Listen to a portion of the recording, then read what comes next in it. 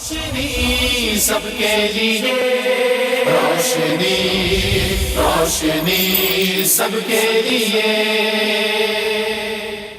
اعوذ باللہ من الشیطان الرجیم، بسم اللہ الرحمن الرحیم۔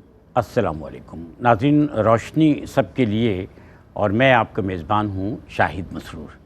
آج خوبصورت دن ہے اور یہ خوبصورت دن ہمارے تشخص کی نشاندہی کرتا ہے، ہماری شناخت ظاہر ہوتی ہے، ہماری جد و جہد کا جو ہے یہ دن ضامن ہے کہ ہم نے جد و جہد کی، اور اسی نسبت سے دنیا میں اگر ہم تاریخ پر نظر ڈالتے ہیں تو ہمارے سامنے بہت سارے سوشل کانٹیکٹس آتے ہیں، ہمارے سامنے بہت سارے عمرانی معاہدے آتے ہیں کہ جس میں انسانوں کو اپنے درمیان اپنی سوسائٹی قائم کرنے کے لیے حقوق اور فرائض کی فضا قائم کرنا پڑی۔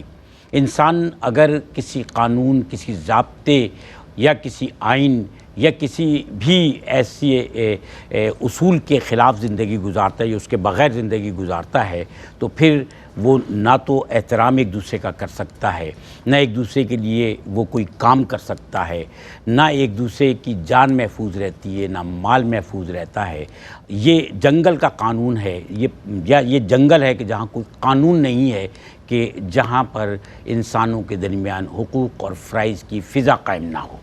ہمارے دین اسلام نے خاص کر پھر رشتوں سے لے کر انسانوں کے مقام اور مرتبے تک، گھر سے لے کر سوسائٹی تک، اور سوسائٹی سے لے کر دیگر مذاہب کو بھی اگر شامل کیا جائے تو عالمگیر سطح پر دین اسلام نے حقوق اور فرائض کی نسبت سے تعلیم دی، اور یہ تعلیم آزادی ہے۔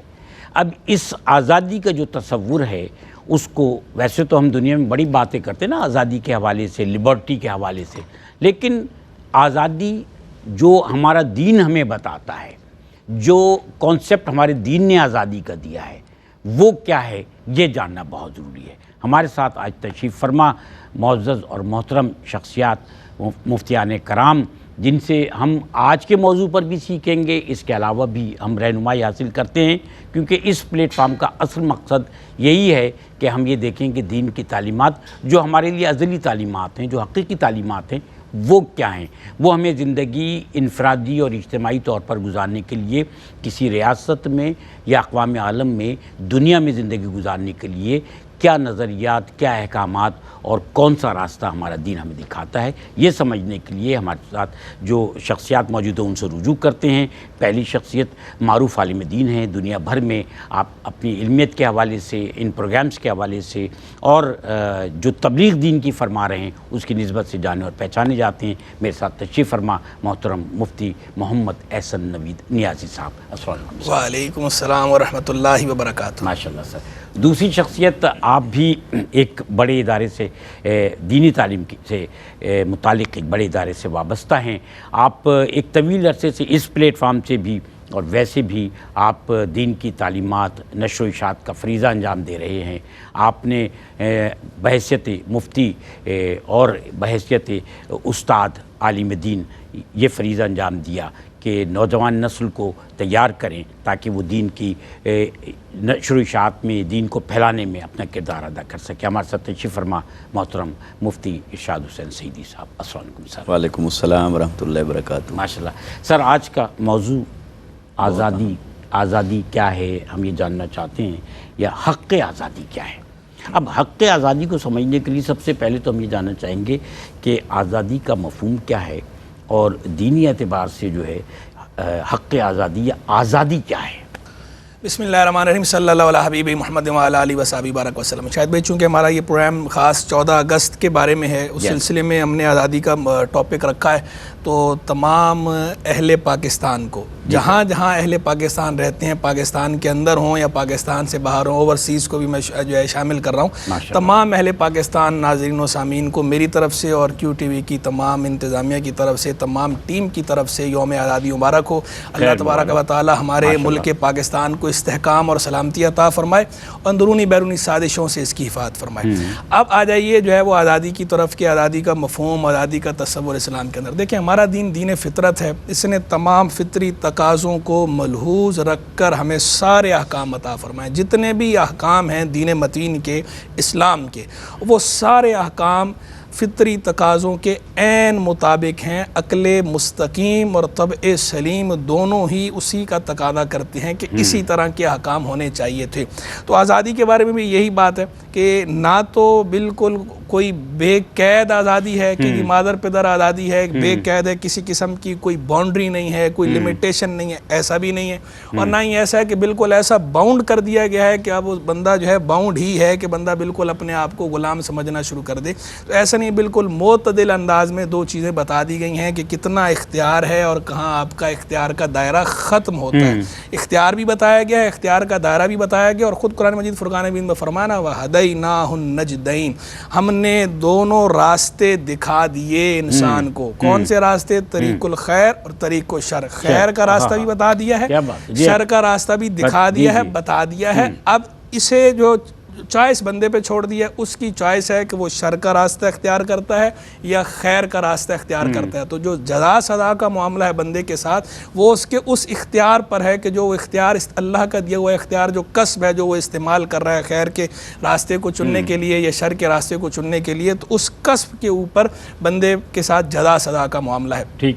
حضرت مولا علی کرم اللہ تعالیٰ وجہ الکریم کا بڑا مشہور فرمانا ہے، جب ان سے تقدیر کے بارے میں بندہ پوچھ رہا تھا بار بار، تو آپ نے فرمایا تھا نا امر بین امرین، ایک معاملہ ہے دو معاملوں کے بیچ لا جبرا ولا تفویض، کہ نہ تو بندہ مجبور محض ہے اور نہ ہی ایسا ہے کہ ولا تفویض کہ بندہ جو ہے وہ بالکل بادشاہ ہے، ہر چیز کا جو ہے وہ کلی اختیار ہے.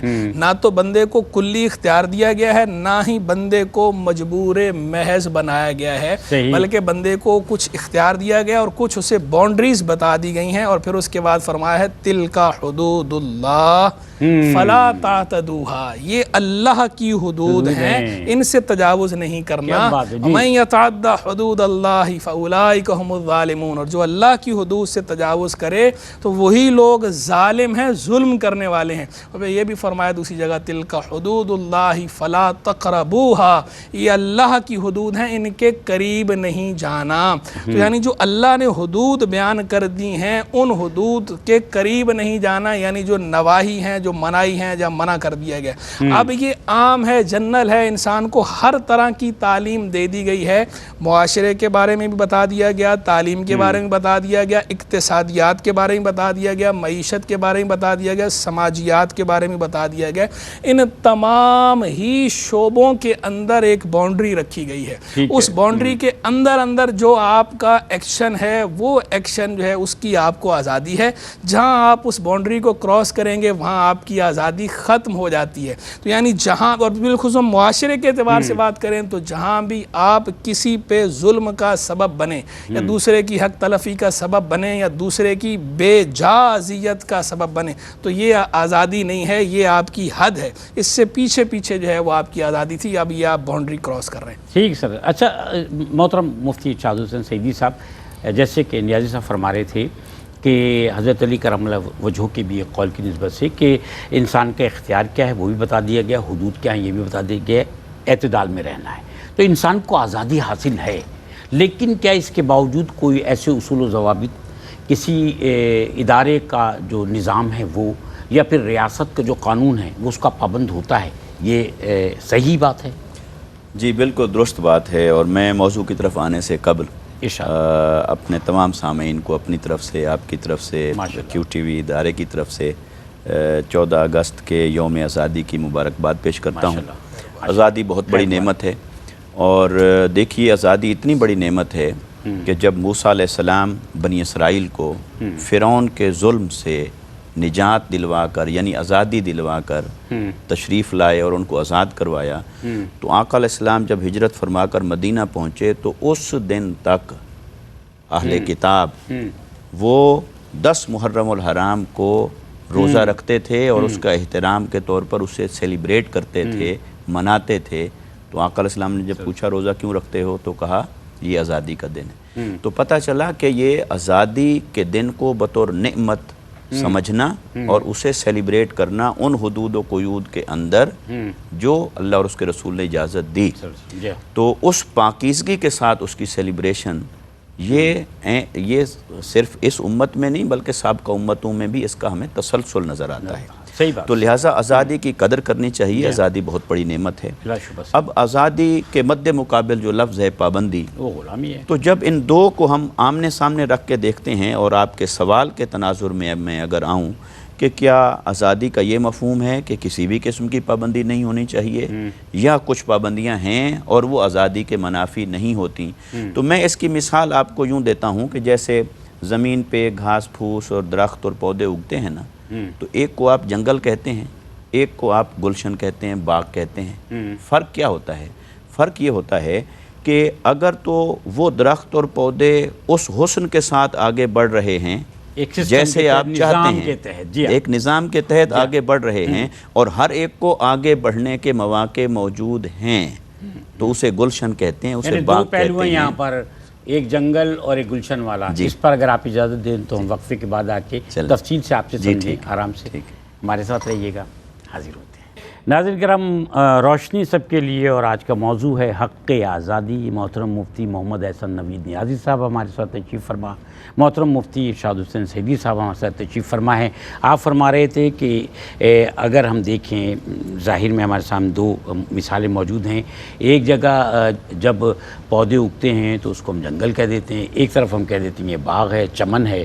اس کا ڈیفرنس آپ سمجھا رہے تھے آزادی کے کانسیپٹ سے. جی میں یہ عرض کر رہا تھا کہ ایک گھاس پھوس ہے، پودے ہیں، درخت ہیں، وہ اگتے ہیں. ایک کو آپ جنگل کہتے ہیں، ایک کو آپ گلشن اور باغ کہتے ہیں. فرق کیا ہے؟ فرق صرف یہ ہے کہ پودے تو بڑھ رہے ہیں یہاں بھی اور وہاں بھی، ان کی بڑھوتری کو، نشو و نما کو نہیں روکا گیا. فرق صرف یہ ہے انہیں ایک ڈائریکشن دی گئی ہے اور انہیں بے لگام چھوڑ دیا گیا ہے. ٹھیک ہے. لہٰذا آزادی کا یہ مطلب ہرگز نہیں ہوتا کہ جہاں دوسروں کے حقوق کو سلب کیا جائے یا پامال کیا جائے. آزادی کا یہ مطلب بھی ہرگز نہیں ہوتا کہ آپ اخلاقی قدروں کو بھی پھلانگیں اور اللہ اور اس کے رسول صلی اللہ علیہ وسلم کی حدود کی بھی پرواہ نہ کریں. ہاں، آزادی اس چیز کا نام ضرور ہے کہ جیسے باغ کو اوپر کی سمت یا دائیں اور بائیں جس سمت آپ کے لیے سوٹیبل ہے اس سمت آپ اسے بڑھنے کا موقع دیتے ہیں. لہٰذا وہ بڑھنے کا موقع ہر ایک کے پاس موجود رہنا چاہیے، حدود و قیود کے اندر، تراش خراش کے ساتھ. تو یہ اس کا حسن ہے. لیکن اگر کسی شے کی بڑھوتری کو روک دیا جائے گا تو یہ پابندی جو ہے یہ آزادی کے خلاف ہے. لیکن وہ جو پابندی ہے جو بڑھنے کا موقع دے اور حدود و قیود اور شرائط کے ساتھ رکھ کر، تو وہ جائز ہے اور وہ آزادی کے خلاف نہیں تصور کی جائے گی. اسی کو اگر ہم اسلامی تناظر میں دیکھیں تو دیکھیے جیسے اللہ رب العزت نے ہمیں اپنے احکام عطا فرمائے، ان میں کچھ ہیں اوامر کہ یہ کرو یہ کرو، لیکن ساتھ ہی ہیں کچھ نواہی. نواہی کا مطلب ہے یہ نہ کرو، یہ نہ کرو، یہ نہیں کر سکتے. تو یہ دنیا کے کسی ملک میں چلے جائیں، کسی کلچر میں چلے جائیں، کسی خطے میں چلے جائیں، ہر ملک کے قانون اور آئین کے اندر بھی، تہذیب اور کلچر کے اندر بھی آپ کو یہ ریفلیکشن نظر آئے گا، کیونکہ اسلام فطری دین ہے. اس نے وہی ضابطے عطا فرمائے جو فطرت کے عین مطابق ہیں.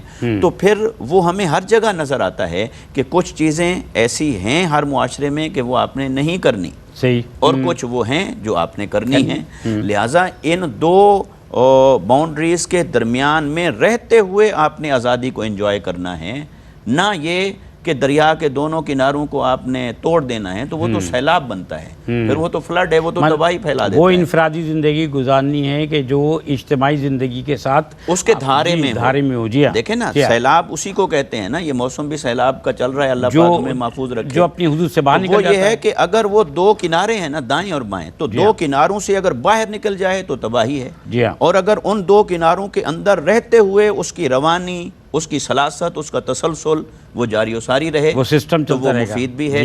تو لہٰذا آزادی اور پابندی ان دو کا آپس میں چولی دامن کا ساتھ ہے. کہاں آزادی کا محل ہے اور کہاں پابندی کا محل ہے، یہ فیصلہ عقل سلیم بھی دیتی ہے ہمیں اور شریعت مطہرہ بھی دیتی ہے. لہٰذا اگر ہم ان دو چیزوں کو اعتدال کے ساتھ لے کے چلیں گے تو یہ آزادی کا حسن ہے. اللہ تبارک و تعالی ہمیں آزادی کا ثمر نصیب فرمائے اور اس آزادی کی قدر کرنے کی توفیق عطا فرمائے. اہم بات یہ ہے. آمین ثم آمین. سر، ہم اسلامی نقطہ نظر سے ہی جاننا چاہتے ہیں کہ حق آزادی اظہار رائے، فریڈم آف ایکسپریشن، اس سے کیا مراد ہے؟ دیکھیں شاہد بھائی، آزادی اظہار رائے، freedom of expression, freedom of speech, اس کے حوالے سے دو انتہائیں پائی جاتی ہیں آج کل. ایک طرف تو وہ انتہا ہے جناب لوگ افراط و تفرید کا شکار ہیں، ایک طرف اس انتہا پر ہیں کہ آزادی اظہار رائے کے نام پر کہتے ہیں کھلی چھوٹ دے دی جائے کہ جس آدمی کے منہ میں جو بات آئے، کسی کے بارے میں بھی آئے، وہ ایز اٹ از اسے بول دے، بے محل ہو چاہے وہ کہہ دے، چاہے وہ کیسی ہی غلط بات کیوں نہ ہو، اور اس بات پر اسے جو ہے وہ سند جواز فراہم کر دی جائے کہ جناب حق کے آزادی اظہار رائے کے تحت جو ہے اس کو اب آزادی ہے، جس طرح چاہے جس کے بارے میں بولے، چاہے اس سے کسی کے سینٹیمنٹس جو ہیں، کسی کے جذبات مجروح ہوتے ہوں، چاہے اسے کسی کے حقوق متاثر ہوتے ہوں، چاہے ان حقوق کا تعلق جو ہے وہ سماجی سطح پر ہو، چاہے ان حقوق کا تعلق دینی سطح پر ہو، بہرحال جو ہے وہ کسی کے حقوق پامال تو نہیں کیے جا سکتے. لیکن ایک طرف یہ انتہا پائی جاتی ہے، دوسری طرف یہ انتہا نظر آتی ہے کہ جناب کہتے ہیں کہ جو لوگوں کو جائز رائے دینے کا جو ان کا حق ہے، اس حق کی سلب کر لیا جائے اور ان کو بس غلاموں کی طرح رکھا جائے اور بس انہیں کہا جائے کہ انہیں ڈکٹیٹ کیا جائے ہر بات پہ کہ بس وہ اپنی کوئی رائے جو ہے وہ نہیں دے سکتے، اور اپنی کوئی رائے دینے کی اگر کوئی کوشش کرے تو اسے پھر اس کے سنگین نتائج بھگتنا پڑ جائیں. تو یہ دوسری انتہا ہے. دونوں انتہاؤں کو منع کیا گیا. اسلام جو ہے دین فطرت ہے اور فطرت کے اندر اعتدال ہے، تو اسلام دین اعتدال ہے، اعتدال سکھاتا ہے. اسلام ہمیں جائز رائے رکھنے کی اجازت بھی دیتا ہے. آپ دیکھیں اسلامی تاریخ بھری پڑی ہے. سیدنا فاروق اعظم رضی اللہ تعالیٰ عنہ خطبہ دینے کے لیے کھڑے ہوتے ہیں تو جو چادر آپ نے زیب بدن فرمائی ہوتی ہے، تو ایک عام آدمی جو ہے، وہ آدمی کہ جس کا حکومت یا ریاست کے ساتھ تعلق نہیں ہے، وہ رعایا میں شمار ہوتا ہے، وہ آدمی کھڑا ہو کے یہ اعتراض کر دیتا ہے، سوال پوچھتا ہے کہ جناب یہ جو چادریں آئی تھیں تو چادریں تو وہ چھوٹی تھیں، آپ کا قد لمبا ہے، تو آپ نے کیا 2 چادریں لی؟ آپ نے کیسے لی؟ ہم بات نہیں سنیں. تو سیدنا فاروق اعظم نے جو ہے اس پر کوئی آگے سے غیظ و غضب کا مظاہرہ نہیں فرمایا. آپ نے اپنے اختیار اور اقتدار کا بیجا استعمال نہیں فرمایا، بلکہ اس کی بات کو تحمل سے سنا اور اس کے اس شبہے کا رد کیا، کلیئر کیا، کلیریفائی کیا اپنے آپ کو، اپنے بیٹے کی طرف اشارہ کر کے. حضرت عبداللہ بن عمر نے پھر کھڑے ہو کے بتایا کہ 2 چادریں تھیں، ایک چادر والد صاحب کی اپنی تھی، جو میری چادر تھی میں نے بھی اپنے والد کو دے دی. تو یعنی دیکھیں جب سیدنا فاروق اعظم جو خلیفہ ہیں اور تقریباً 22.5 لاکھ مربع میل پہ ان کی حکومت ہے اور لوگ ان کے روب اور دبدبے سے ڈرتے ہیں، لیکن سوال وہاں بھی اٹھایا، لیکن سوال وہاں بھی ہوا اور وہ اس سوال سے اپنے آپ کو مستثنی قرار نہیں دیتے، نہ جو ہے دین نے مستثنی قرار دیا. تو یہ ہے شفافیت دین کی، یہ اسلام کی مذہب کی مرتبہ بڑھتا ہے، عزت بڑی ان کی. اور دیکھیں ہم آج ہم اور آپ جو مثال دے رہے ہیں اور ان کی مثال اچھائی کے طور پر دے رہے ہیں، خیر کے استعارے کے طور پر دے رہے ہیں، ان کی تعریف ہو رہی ہے، ہم جو ہے انہیں اپریشیٹ کر رہے ہیں اور رہتی دنیا تک کیا جاتا رہے گا. اور یہ ایک نہیں، ایسی کئی مثالیں ان کی زندگی میں بھی موجود، ان کے بعد آنے والے بھی جو خلفائے اسلام ہیں، امراء المومنین ہیں، جو ہمارے بالخصوص خلفائے راشدین ہیں، ان کی زندگیوں میں آپ کو اس کی مثالیں کثرت کے ساتھ ملیں گی. تو اسلام جو ہے اب یہ رائے کی آزادی تھی تو یہ ہوا نا، تو یہ آزادی اظہار رائے حاصل ہے، لیکن اس کی باؤنڈریز بھی ہیں، اس کے حدود و قیود بھی ہیں. حدود و قیود رکھے گئے ہیں کہ آپ نے کسی کے جذبات کو مجروح نہیں کرنا، آپ نے کسی کی حق تلفی نہیں کرنی. اور وہ جو بڑا مشہور جملہ ہے، ابھی پروگرام سے پہلے آپ خود بھی کوٹ کر ہی رہے تھے کہ جو ہے وہ تمہاری آزادی مقولہ جو ہے کہ وہاں تک ختم ہو جاتی ہے جہاں میری ناک شروع ہوتی ہے. یعنی اس کا مطلب عزت نفس، عزت نفس کی آپ سر ایک جملہ سوسائٹی میں خلفشار پیدا کر بالکل دیتا ہے اگر غیر ذمہ داری ہو، بالکل غیر ذمہ داری ہو، بد امنی پیدا ہوتی ہے. اور آپ دیکھیں اس کے مظاہر جو ہے وہ ہمیں نظر آتے ہی رہتے ہیں. تو حدود و قیود رکھی گئی ہیں، ان حدود و قیود کو پامال کرنے کی اجازت نہیں ہے، نہ ہی کوئی ذی انصاف دے سکتا ہے، نہ ایسٹ میں نہ ویسٹ میں. ویسٹ کے اندر بھی اگر آپ ان کے باقاعدہ جو قوانین پڑھیں گے تو ان قوانین کے اندر جو فریڈم آف ایکسپریشن ہے اس کو حدود و قیود کے تحت رکھا گیا. انہوں نے بھی خود اس کی وضاحتیں کر رکھی ہیں. اب اگر اگلے اس کا غلط استعمال کریں تو اس کی بات ہے. اور پھر دوسری بات، جس کی جو رائے ہے، ہر کوئی صاحب و رائے نہیں ہوتا، ہر معاملے کے اندر ہر بندے سے رائے نہیں لی جاتی. جو اس معاملے کے متعلق ماہر ہے اس کی رائے کا اعتبار ہوتا ہے. وہ کیا جو ہے وہ اقبال نے کہا تھا نا کہ آزادی افکار سے ہے ان کی تباہی جو رکھتے نہیں فکر و تدبر کا سلیقہ. ہو فکر اگر خام تو آزادی افکار انسان کو حیوان بنانے کا طریقہ. یعنی اقبال نے اتنی بڑی بات کی کہ اگر فکر خام ہو اور فکر و تدبر کا سلیقہ نہ ہو تو پھر یہ آزادی افکار جو ہے یہ علم کی یا آزادی کی نشو و نما کا باعث نہیں ہے، بلکہ اب یہ جو ہے تباہی کا باعث ہے۔ اس سے معاشرے میں تباہی پیدا ہوتی ہے اور اس سے انسانیت کے درجے سے گر کر حیوانیت کے درجے پہ چلے جاتے ہیں۔ تو اس لیے اس طرح کی جو آزادی افکار ہے اس کے ہم قائل نہیں ہے۔ قائد اعظم رحمۃ اللہ علیہ کا ایک قول ہے، کیونکہ 14 اگست کا پروگرام ہے، تو آپ نے فرمایا کہ آزادی کا مطلب بے لگام ہو جانا نہیں ہے۔ تو آزادی جو ہے وہ حقوق اور فرائض کی ایک فضا کا نام ہوتا ہے۔ اب سر میں آپ سے یہ جاننا چاہتا ہوں، کیونکہ آج کل یہ بہت ضروری ہے کہ ہم آج کل جو ہے انسانی گروہ مختلف ریاستوں سے وابستہ ہیں، اور یہاں میں ذاتی طور پہ بھی یہ سمجھتا ہوں کہ اسلامی تعلیمات کی بہت زیادہ ضرورت ہے کہ ہم ان کو فالو کر کے اس آزادی کا احترام کریں، اپنی اپنی ٹیریٹریز میں، اپنی اپنی حدود میں رہ کر۔ ریاست کی جو پابندیاں ہیں، ریاست کے جو قوانین ہیں یا انتظامی پابندیاں ہیں، کیا وہ اسلامی نقطہ نظر سے شخصی آزادی کے منافی ہوتی ہیں؟ اس کا مختصر جواب ہے نہیں۔ اچھا، جو ریاست کے قوانین ہوتے ہیں یا انتظامی پابندیاں یا قانونی پابندیاں، وہ شخصی آزادی کے خلاف تصور نہیں کی جاتی دنیا بھر میں۔ اور اس کی تفصیل میں جو عرض کرنا چاہتا ہوں، دیکھیے جو ریاست ہے نا، وہ اجتماعیت کا استعارہ ہے۔ صحیح ہے۔ اور اس اجتماعیت کے اندر مختلف قبائل بھی ہیں، مختلف صوبے ہیں، مختلف خطے ہیں، مختلف جماعتیں ہیں، مختلف نظریات ہیں، معاشرے بھی ہیں، سماج بھی ہے۔ یہ جو اور سماج بھی ہے، تو جیسے ہمارا وطن عزیز پاکستان، اس کے آپ صوبوں کو دیکھیں، مختلف خطوں کو دیکھیں تو آپ کو کلچر کی ویرائٹی بھی نظر آئے گی۔ تو لہٰذا وہ تمام جو تنوع ہے، وہ تنوع ایک امبریلا کے نیچے ہے، اس امبریلا کا نام ہے ریاست۔ خوبصورت بھی لگتا ہے یہ تنوع، خوبصورت بھی لگتا ہے، خوبصورت ہی ہوتا ہے۔ میں آپ سے اجازت چاہ رہا ہوں اصل میں ایک وقفے کی، حاضر ہوتے ہیں، ہمارے ساتھ رہیے گا۔ ناظرین کرام، روشنی سب کے لیے آج روشنی سب کے لیے یعنی یہ جو پروگرام آج کا اس کا آخری سیگمنٹ ہے، مفتی محمد احسن نوید نیازی صاحب ہمارے ساتھ تشریف فرما ہے، محترم مفتی ارشاد حسین سعیدی صاحب ہمارے ساتھ تشریف فرما ہے۔ سوال ہمارا جو تھا وہ یہ تھا کہ ریاست کی کے جو قوانین ہیں اور جو ریاست کی انتظامی پابندیاں ہوتی ہیں، کیا وہ شخصی آزادی کے منافی ہوتی ہیں؟ آپ نے فرمایا نہیں۔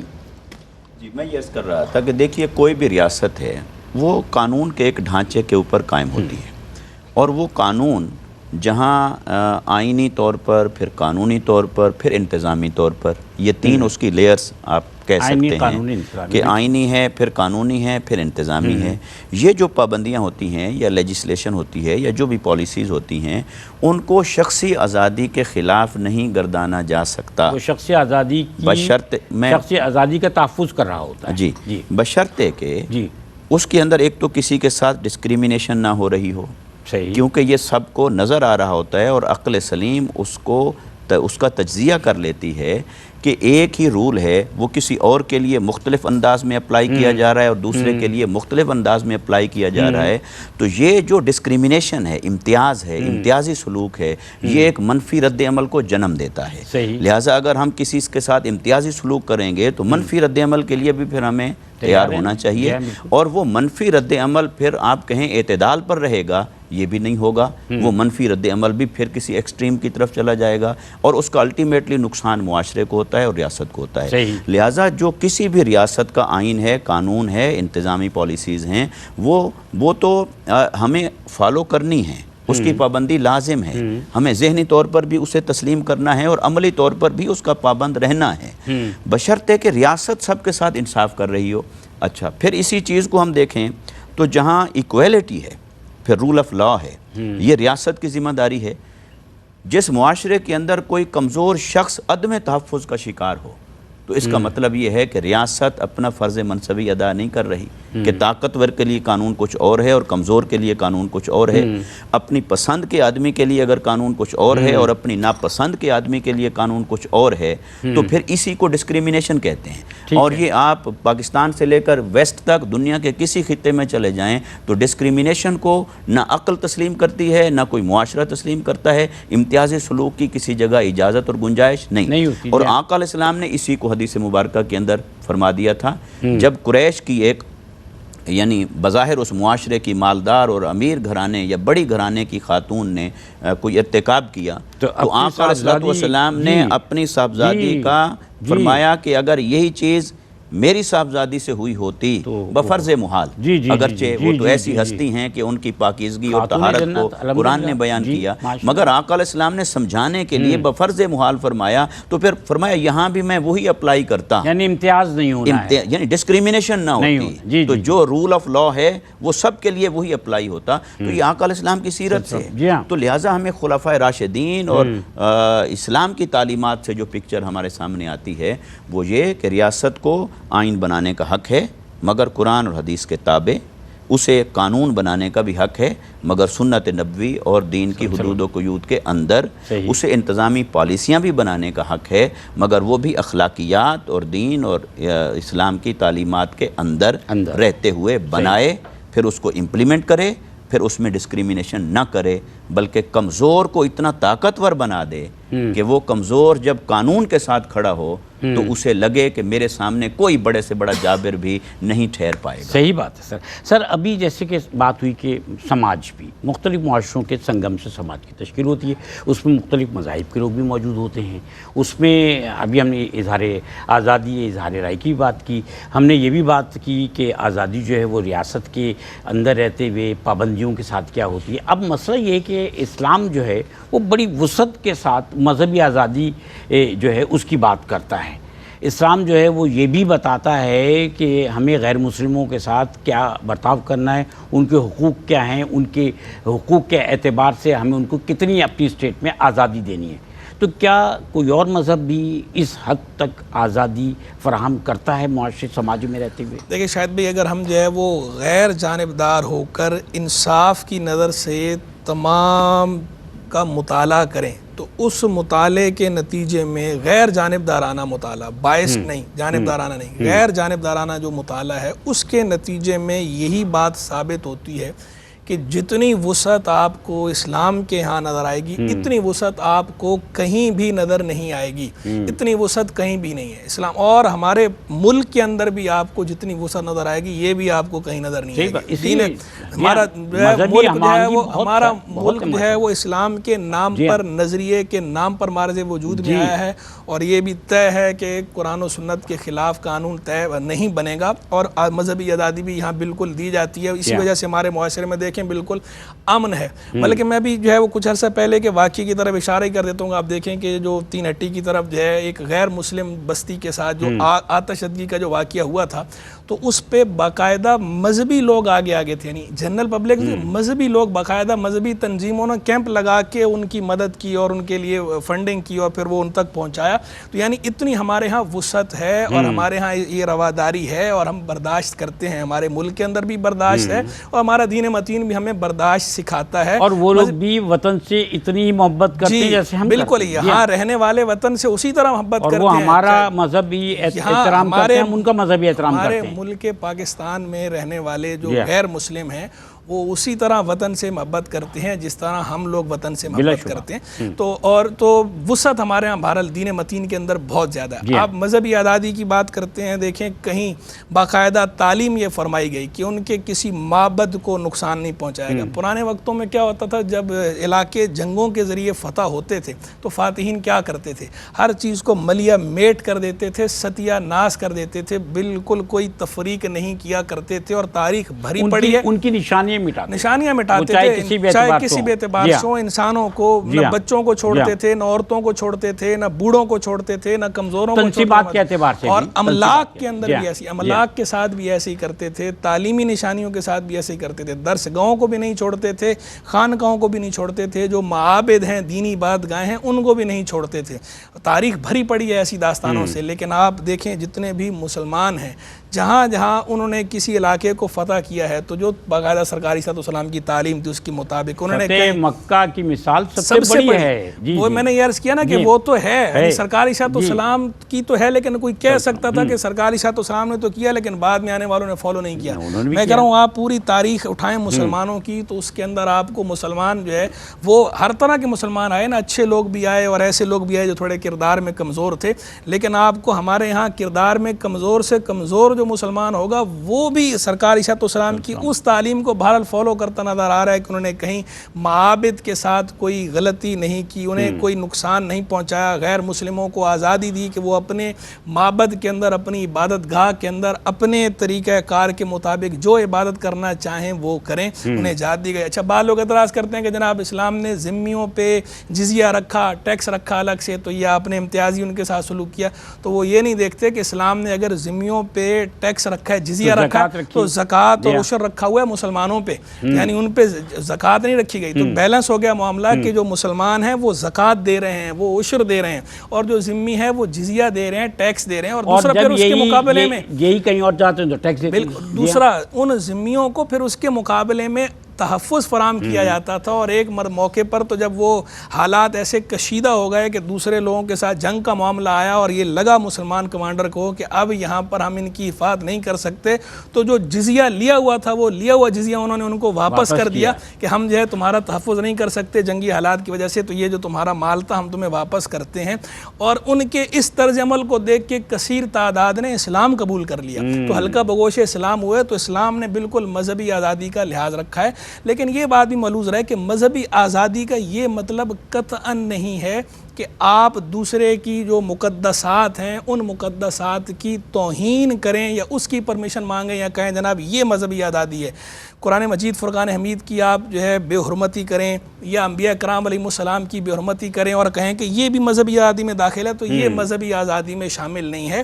مقدسات کی توہین کرنے کی اجازت تو نہ اخلاقی سطح پر ہے، نہ قانونی طور پر ہے، ان کے نہ دینی اور معبودوں کو برا نہ کہو، یہ ہماری تعلیمات ہیں کہ ان کے معبودوں کو برا نہ کہو تاکہ وہ پلٹ کے نہ کہیں۔ جی، اور بالکل یہ ہمارے ہاں بھی، اور ان کو بھی اس کی اجازت تو کسی کو بھی نہیں دی جا سکتی، ورنہ معاشرے میں انارکی پھیلے گی۔ جی سر، بہت شکریہ سر، بہت سود مند گفتگو رہی، بہت اچھا لگا محترم مفتی احسن نوید نیازی صاحب اور محترم مفتی ارشاد حسین سیدی صاحب۔ ناظرین کرام، آج کا دن جو ہے وہ ہمیں سکھانے کے لیے ہے۔ کچھ چیزیں جو ہیں جب پلٹ کے آتی ہیں تو وہ ہماری تربیت کا ایک ذریعہ ہوتی ہیں کہ ہم پلٹ کر دیکھیں، یاد کریں کہ ہم نے جہاں اچھائی حاصل کی، جہاں کچھ اچھا رزلٹ حاصل کیا، اس کا مقصد کیا تھا، مفہوم کیا تھا، کیسے حاصل کیا اور کیوں حاصل کیا، اور اگر اچھے مقاصد کو حاصل کر لیا جائے تو ان کو قائم رکھتے ہوئے آگے بڑھانے کے لیے آپ کو اور ہمیں کام کرنا پڑتا ہے۔ حقوق اور فرائض کی فضا کو قائم رکھیے، دوسروں کا احترام کیجیے، ان کا حق ادا کیجیے، یہ آپ کا فرض ہے تاکہ وہ آپ کا حق ادا کریں اور اپنا فرض ادا کریں۔ جب معاشرے اس طرح سے تشکیل پاتے ہیں، جیسے کہ مفتی صاحب بھی فرما رہے تھے کہ جب ہم ایک دوسرے کا احترام کرتے ہیں نا، میری آزادی دوسرے کی ناک تک ہے، اس کی حرمت تک ہے، اس کے تقدس تک ہے جس کو مجھے قائم رکھنا ہے، ایسے میرا تقدس بھی قائم رہے گا، اور اسی طرح ہماری سوسائٹی، ہمارا ملک، ہمارا معاشرہ اور ہم دنیا بھر میں اسی طرح بہترین نام اور بہترین کام کے ساتھ، بہترین کردار کے ساتھ پہچانے جائیں گے۔ اپنی دعاؤں میں یاد رکھیے گا۔ اللہ حافظ۔ سب کے لیے روشنی، روشنی سب کے لیے۔